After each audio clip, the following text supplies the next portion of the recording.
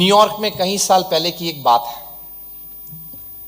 एक single mother थी, मतलब डिवोर्सी थी।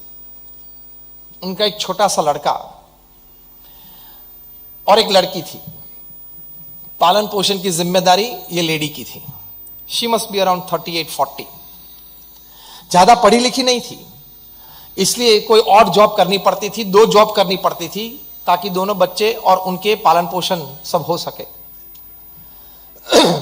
फिर एक बार पता चला कि मेरा लड़का तो स्कूल भी नहीं जाता है, कभी जाता है कभी नहीं जाता है, धमाल मस्ती ज्यादा करता है, रिजल्ट्स एकदम बिगड़ गए, और उस स्ट्रीट में वो अपनी जेब में एक छोटी सी नाइफ लेके घूमता है, बच्चों को डराता है, कभी किसी को मार भी दिया था। तो अब ये माता चिंतित थी कि मैं क्या करूं। She was a single mom, divorcee lady थी, ज्यादा पढ़ी नहीं थी, 2 जॉब्स करनी पड़ती थी। तो मैं क्या करूं। उन्होंने एक तरकीब, एक विचार उनको आया। बच्चे को मारा नहीं, डांटा नहीं, प्रेम से बैठ के समझाया कि हमारी स्ट्रीट के कॉर्नर पे एक डॉक्टर रहते, तुझे पता है? वो लड़के ने कहा हाँ पता है। दूसरी बात कही कि वो डॉक्टर एक बड़े बंगले में रहते, हम तो एक छोटे से 1 BHK फ्लैट में रहते, वो भी किराए का है, वो बड़े बंगले में रहते हैं, पता है आपको? हाँ पता है। वो बड़ी गाड़ी में घूमते हैं। तो बच्चे ने कहा हाँ पता है। तुझे ऐसे बड़े बंगले में रहना है, ऐसी बड़ी गाड़ी घुमाना है? बच्चे ने बोला हाँ। तुझे पता है वो रोज नाइफ का उपयोग करते हैं? बच्चे को आश्चर्य लगे, इमेजिनेशन में चला गया। बच्चे के जेब में उस वक्त भी नाइफ थी, लेकिन माता ने ये नहीं कहा कि बाहर निकाल के मुझे दे दे, या पकड़ के हाथ पकड़ के ले लिया, ऐसी भी नहीं बात। समझाया। सी टाइम, केयर, कंसर्न। डांटना तो सभी को आता है, और उससे भी इजीएस्ट वे चांटा मारना। समझाया, प्रेम से समझाया। वो रोज नाइफ का उपयोग करते हैं, लेकिन वो पढ़े इतने अच्छे हैं कि अपनी नाइफ का उपयोग करते हुए किसी को दुख में से बाहर निकालते, सर्जरी करते, ऑपरेशन करते हैं। और तेरे पास जो नाइफ है ना, इसमें किसी को दुख होता है। ऐसी रोज बातें समझाते थे। फिर लाइब्रेरी में मेंबरशिप लेके रोज एक बुक लेके आती थी। उसमें से ये बच्चे को बोलती तू पढ़, और मैं दूसरी जॉब करके वापस आऊं तब इसके 10 पेजेस आपको पढ़ने हैं और मुझे कहना है मैंने ये बुक पढ़ी है। इस तरह से बच्चे को ट्रेन किया। वो बच्चा पढ़ने लगा, मैरिट्स आए, स्कॉलरशिप मिली, डॉक्टर बने, और इतने अच्छे डॉक्टर बने कि अभी जब मैं आपको आज ये बात कर रहा हूं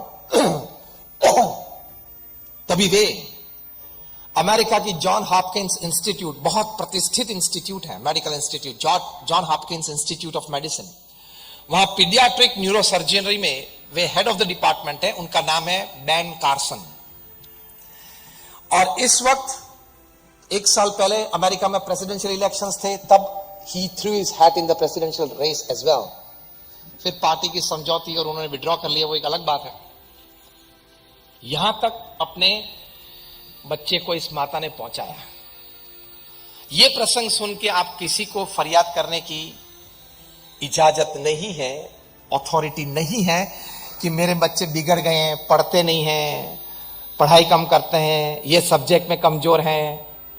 अगर आप ये बोलेंगे तो there is some defect in you, not in them. Ben Carson की माता एक सिंगल डिवोर्सी मॉम, 2 बच्चे की जिम्मेदारी, और वो भी न्यूयॉर्क शहर में, और वो भी कम पढ़ी लिखी, 2 जॉब करती थी। वो अपने इस तूफानी बच्चे को बैन कार्सन बना सकती हैं, तो आप अपने बच्चे को नहीं बना सकते?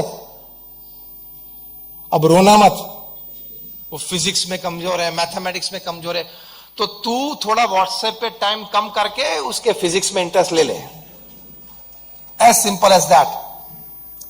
तो वो पढ़ना चालू कर देगा। Each and every child has the potential. It is sometimes the parents have to take care to get rid of the obstructions to bring out the shine of that potential. As simple as that. तो ये समय देखे care and concern की बात आती है, कोई भी समय पे आधी रात पे भी ये परिवारजन के लिए और बच्चों के लिए समय और संस्कार देना, that is your prime responsibility. लड़के ने कोई बायोलॉजी पढ़ना शुरू किया और उसको कुछ बातें आई, तो उसकी मम्मी के पास जा पहुंचा और पूछा कि मॉम, ये मनुष्य पृथ्वी पे कैसे आए? तो मॉम ने कहा कि पहले भगवान ने एक पुरुष एक स्त्री बनाई, फिर उनमें से परिवार चला, पीढ़ियां चली, और आज इस पृथ्वी पे ये सब परिवार है। ठीक है, बच्चे ने मान लिया। फिर बायोलॉजी में पढ़ा कि मनुष्य के पूर्वज तो बंदर थे, इवोल्यूशन हुआ, चार्ल्स डार्विन की थियरी पढ़ा। तो एक बार पिताजी को पूछ लिया कि हम पृथ्वी पे आए कैसे मनुष्य? पिताजी ने कहा कि हमारे पूर्वज तो बंदर थे, एप्स थे, डार्विन की थियरी है, इवोल्यूशन है, ये सभी बातें जो हम पढ़ते हैं, पढ़ी हैं, वो सब बताई। तो बच्चे के दिमाग में प्रॉब्लम शुरू हुआ कि माता तो ये कहती है कि भगवान ने ये मनुष्य बनाया और वहां से पीढ़ी चली, और ये पिताजी तो ये कहते हैं कि पहले बंदर थे, एप्स थे, वहां से अब ये पीढ़ियां चली। तो हकीकत क्या है?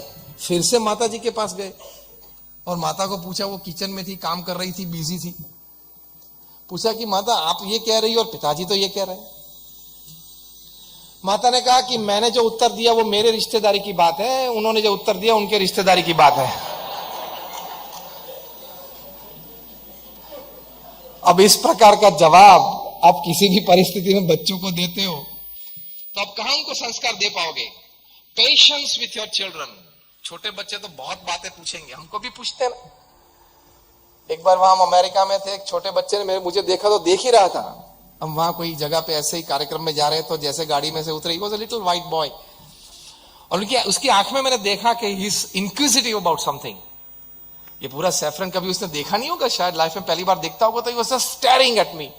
मैं चल के उसके पास गया, उसके सामने मैं बैठ गया, क्योंकि वो दैट स्मॉल साइज, तो मुझे बैठना जरूरी था, तो आई लेवल मैच हो सकता है।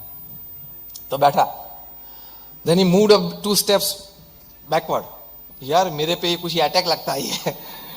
फिर प्रेम से उसको बुला और बातचीत की। मैंने 3 बार उसको पूछा कि do you want to ask me something? तीसरी बार पूछा तब इतना कहा, तीसरी बार पूछा फिर इतना ही कहा छोटे बच्चे ने। He must be just like 4 years old। फिर मैंने पूछा, उसने पूछा व्हाई दिस कलर? छोटे बच्चे में कितनी इंक्विजिटिवनेस होती है, यू टू सेटिस्फाइड। मैंने 2-3 वाक्य में इसको, संत क्या होते हैं, भारत में ये परंपराएं, सफेद पहनते हैं, भगवे पहनते हैं, 1-2 मैं समझता था, वो उसको समझ में नहीं आएगी बात, लेकिन एक बात जो सही उत्तर है वो शॉर्ट में भी उसको देना चाहिए, रजिस्टर हो जाता है।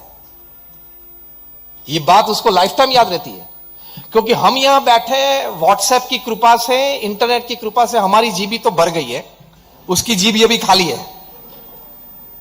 हमारी जीबी तो भर गई, क्योंकि बहुत चिंता है। बॉलीवुड में कोई साथ में आता है, कोई अलग होता है, तो चिंता यहां सांगली में हमको होती है ना। पेज 3 की सब स्टोरीज पढ़ लेते हो, फिर वो सब जीबी भर जाती है। पहले पेज 3 खोलते हैं, क्या हुआ वहां, तेरी रिश्तेदारी में कोई नहीं लगता है और तेरे को वो जानते भी नहीं है। पेज 3 की सभी स्टोरीज की एक शॉर्ट स्टोरी में आपको बता दूं ताकि रोज आपका टाइम उस पेज 3 पे ना बिगड़े। शॉर्ट में बता देता हूं पेज 3 की स्टोरीज। रोज सुबह 2 लोग साथ में आते हैं, रिलेशनशिप क्रिएट होता है, और शाम को कल जो साथ में आए थे, परसों आए थे, 1 हफ्ते पहले आए थे, 1 महीने पहले आए थे, 2 साल पहले आए थे, वो अलग हो जाते हैं। इसके अलावा कोई और स्टोरी पेज 3 पे हो तो उंगली ऊंची करें।